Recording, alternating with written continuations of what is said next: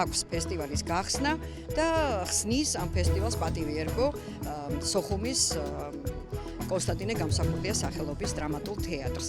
ეს თეატრი განსაკუთრებულად გვიყვარს, გესმით, რომ ეს არის დევნილი თეატრი და მის მიმართ ყოველთვის სითბოს ამჟღავნებს ყველა და განსაკუთრებით ფესტივალის ორგანიზატორები და აი ამ ულამაზეს ისტორიულ ადგილას დაიწყებს გესაიღებს ჩვენი ფესტივალი, რომელიც 6-ში უკვე დაიხურება ქალაქ ფოთში, სადაც დაარსდა.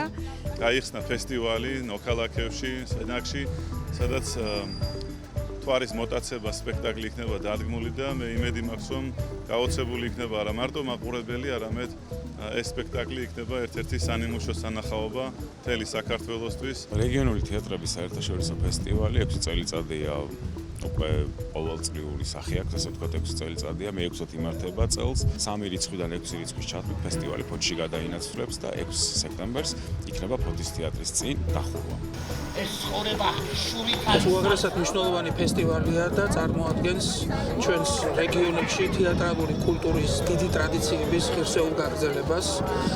პირველი სპექტაკლი შესანიშნავად შეასრულა სოხუმის თეატრმა, რომელმაც უნიკალური მიდგომით, ძალიან საინტერესო ხედვით გააცოცხლა დიდი კონსტანტინე გამსახურდიას ბრწყინვალე რომანი თვარის მოტაცება.